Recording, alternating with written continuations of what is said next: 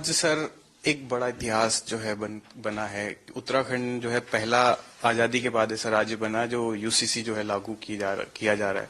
किस तरीके से आप देख रहे और इसको करने में कितनी मेहनत लगी, एक लंबा समय लगा।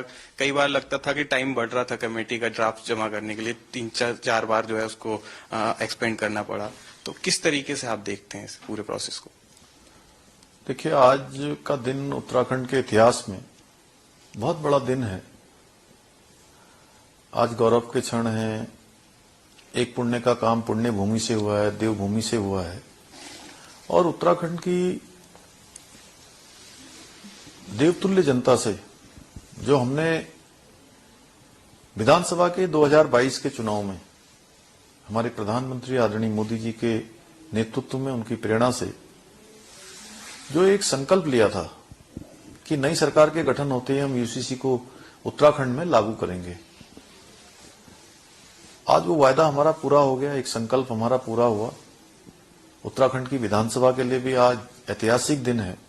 देश के अंदर जिसकी लंबे समय से प्रतीक्षा थी, लंबे समय से मांग थी, भारत के संविधान के अनुच्छेद 44 में भी इसकी व्यवस्था प्रावधान है कि समान नागरिक संहिता लागू होनी चाहिए। उच्चतम न्यायालय ने भी अनेकों बार राज्यों को निर्देशित किया है, बहुत सारे केसों में, सायरा बानो का केस हो, अन्य केस हो, केशव भारती का केस हो, सब में सरकारों को निर्देशित किया गया, लेकिन उसमें देर होती गई। आज उत्तराखंड में एक अच्छा काम यहां विधेयक के रूप में पारित हुआ है। मैं उत्तराखंड की देवतुल्य जनता का धन्यवाद करता हूं, उनका आभार प्रकट करता हूं कि उन्होंने हमको मौका दिया और ये अच्छा काम उत्तराखंड के हिस्से में आया। और अब जो बाकी औपचारिकताएं हैं, विधेयक पारित हो गया है, उसको हम जल्दी पूरा करेंगे और राज्य के अंदर लागू करेंगे। सबको समानता का अधिकार, सबको समरसता का अधिकार, सभी के हितों का संरक्षण, मातृशक्ति का उत्थान, मातृशक्ति की सुरक्षा, संरक्षण, बच्चों के लिए सुरक्षा, बुजुर्गों के लिए सुरक्षा, सभी इस कानून में, बेटे बेटियों को समानता का अधिकार, सारी प्रावधान इस एक्ट में किए गए हैं। और जल्दी ही ये एक्ट माननीय राज्यपाल महोदय के यहाँ और उसके बाद भारत की माननीय राष्ट्रपति जी के यहाँ जाएगा। वहां से आते ही जो इसकी अन्य व्यवस्थाएं करनी है, उन व्यवस्थाओं के लिए हम व्यवस्था बनाने का काम करेंगे और देवभूमि में इसको लागू करेंगे। जब सदन में ये जो पारित हो रहा था तो तमाम विपक्ष के नेता भी जो है जय श्री राम के नारे लगा रहे थे, और इस तरीके से देखा जाए कि विपक्ष की तरफ से भी कोई इतना ज्यादा पहले ऐसा जो माहौल दिखा हमें जय श्री राम के नारे लगाते हुए, तो कैसा लग रहा था उस टाइम पे? देखिए, एक बड़ा काम और ये बड़े भावुक करने वाले क्षण थे। और इसमें ये बात जरूर है, हमने इनिशिएटिव लिया, लेकिन हमारे प्रतिपक्ष के लोगों को भी, ठीक है, वो हमारे साथ पूरी सर्वसम्मति नहीं बना सकते, राजनीतिक चीजें होती हैं, कुछ समस्याएं भी होती हैं, मजबूरियां भी होती हैं, लेकिन मन से सभी मानते हैं कि ये काम अच्छा हो रहा है।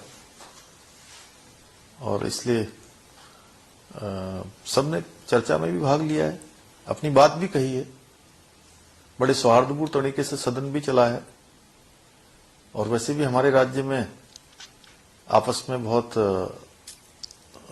दल अलग अलग हो सकते हैं, लेकिन आपस में बड़ा प्रेम पूर्वक सब रहते हैं यहाँ पर।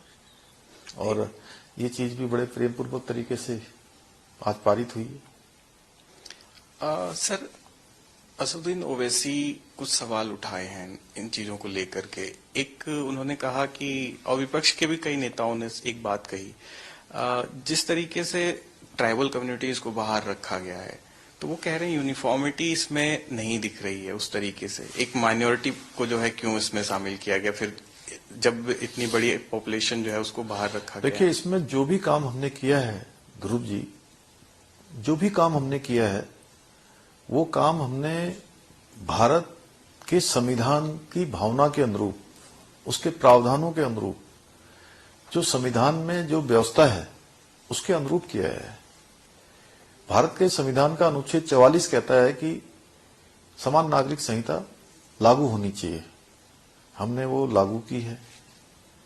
भारत के संविधान में जो ट्राइबल्स हैं उनको बहुत सारे प्रिविलेज हैं, रहन सहन के कारण से, पिछड़ेपन के कारण से, तो भारत के संविधान में उनके लिए अलग से व्यवस्था की गई है।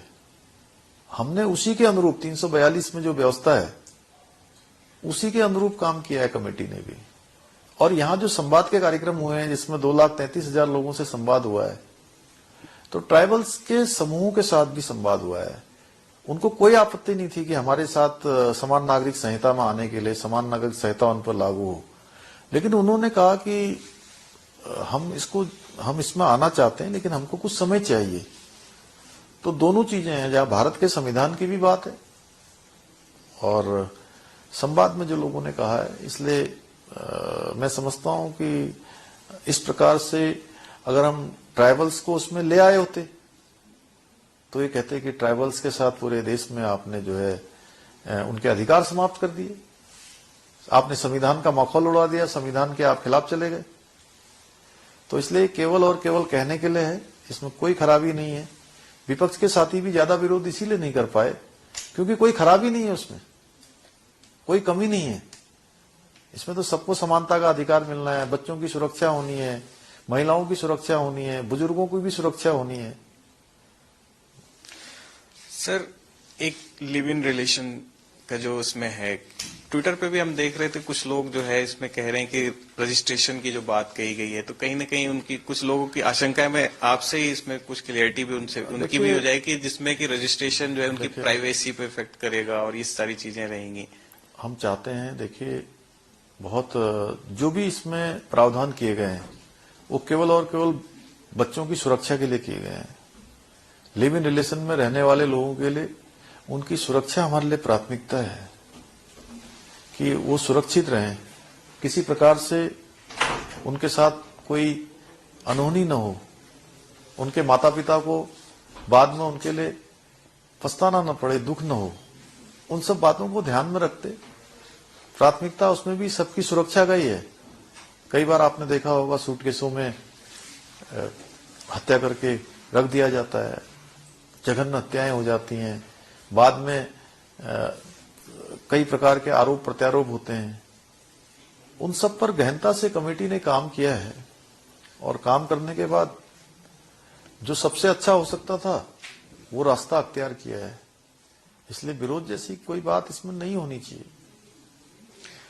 अब तमाम राज्य जो है, असम, गुजरात, असम के तो मुख्यमंत्री ने ये तक कह दिया कि सबसे पहले मैं उत्तराखंड को जो है स्टडी करूंगा, इसके जो ड्राफ्ट है उसके बाद जो है सेम टू सेम जो है वही चीजें वहां भी पारित होंगी। तो अब उसको फॉलो जो है किया जा रहा है और भी राज्यों में, तो इसको किस तरीके से देख रहे हैं सर? नहीं, हम तो हमेशा से मानते रहे हैं कि देवभूमि उत्तराखंड में ये काम शुरू हुआ है, देवभूमि ने काम शुरू किया है। गंगा यहां से निकलती है, पूरे देश को जल जीवन अभिसिंचित करने का काम करती हैं। और देवभूमि यहाँ हिमालय है, देवस्थान है, हवा अच्छी है, शुद्ध है, पर्यावरण है। जो भी काम देवभूमि में होता है वो देवों की कृपा से ही होता है, हमारे प्रधानमंत्री जी की प्रेरणा से होता है, देवों की कृपा से होता है। तो जो काम देवभूमि में हो रहा है वो काम अन्य राज्यों में भी हो। हमारी तो अपेक्षा यही रहेगी कि एक अच्छा काम है, सब राज्य इसको अपने यहाँ लागू करें।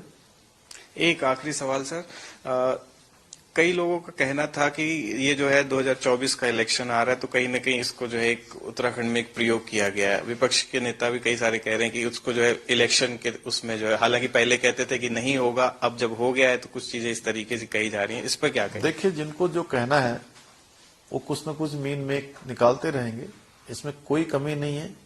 ये सबके सशक्तिकरण के लिए लाया गया है और सबसे बड़ी बात है, उत्तराखंड की देवतुल्य जनता ने, ये प्रयोग की बात तो बात की बात है, उत्तराखंड की देवतुल्य जनता ने आज से 2 साल पहले हमको इसके लिए मैंडेट दिया है।